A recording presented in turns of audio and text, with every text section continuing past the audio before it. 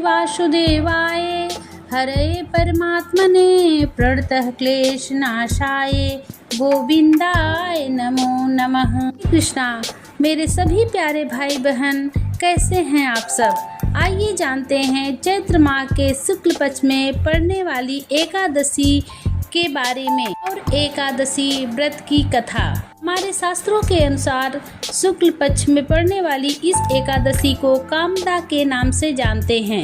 कामदा एकादशी 7 अप्रैल रात्रि 8:35 से 8 अप्रैल रात्रि 9:30 तक रहेगी। आइए सुनते हैं कामदा एकादशी की व्रत की कथा। हरे कृष्णा। महाराज युधिष्ठिर ने भगवान विष्णु से कहा, आपको कोटि धन्यवाद है जो आपने हमें ऐसे सर्वोत्तम व्रत की कथा सुनाई, मगर इससे हमारी जिज्ञासा बढ़ती ही जाती है और बार बार यही इच्छा होती है कि और भी आगे की सुंदर कथाओं को सुने।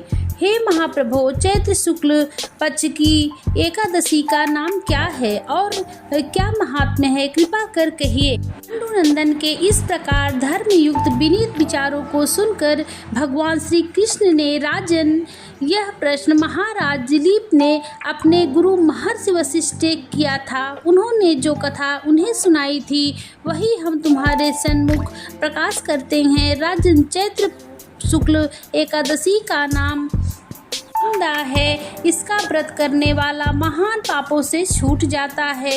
यह एकादशी अत्यंत पुण्य को देने वाली, पापों को नष्ट करने वाली और संतान को देने वाली है। सुनो, तुम्हें मैं एक प्राचीन व्याख्यान सुनाता हूँ। एक नगर का नाम भोगीपुर था और वह महान ऐश्वर्यों से संपन्न भी था। वहाँ पर यक्ष और गंधर्वों का निवास था। राजा का नाम पुंडरीक था। राजसभा में नित्य ही गान वाद्य हुआ करता था। उसी राज्य में ललित नाम का गंधर्व अत्यंत ही सुंदर और ऐश्वर्यशाली था। उसकी स्त्री का नाम ललिता था। वे दोनों प्रेम पूर्वक अपना जीवन व्यतीत करते थे। एक दिन ललित राज दरबार में गा रहा था, मगर किसी कारणवश ललिता नहीं थी। अस्तु उसका ध्यान गाना गाने में चूक गया।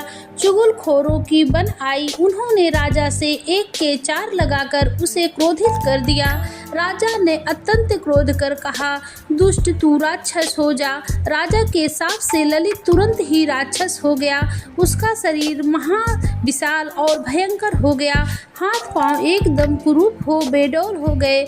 यह खबर ललिता के पास पहुंची तो वह बहुत दुखी हुई, मगर क्या करती थी। रोती पीटती अपने पति के साथ वह भी निकल गई। ललित क्रूर कर्मों को करने में रात हो गया। घूमते फिरते ये दोनों विंध्य प्रदेश के पर्वतों और जंगलों में जा पहुँचे, जहाँ पर महर्षि श्रृंगी का आश्रम था।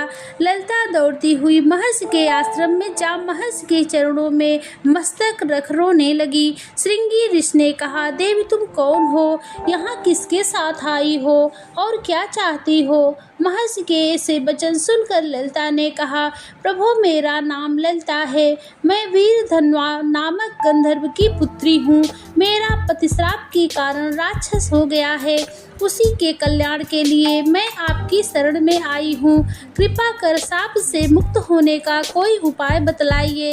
ललिता के ऐसे वचन सुन महर्षि ने कहा, देवी अभी चैत्र का महीना है। तुम चैत्र के शुक्ल पक्ष की कामदा एकादशी का व्रत मेरी बताई रीति अनुसार करो और उसका फल अपने पति को अर्पण करो।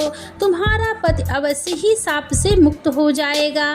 ललिता ने महर्षि की बताई हुई रीत के अनुसार चैत्र शुक्ल कामदा एकादशी का व्रत विधिवत आश्रम में किया और द्वादशी के दिन उसका पुण्य फल अपने स्वामी को अर्पित कर भगवान से उनके शाप मोचन की प्रार्थना की।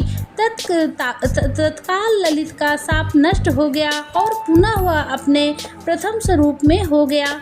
तब दिव्य विमान पर सवार हो दोनों प्रसन्नता पूर्वक अपने नगर को गए।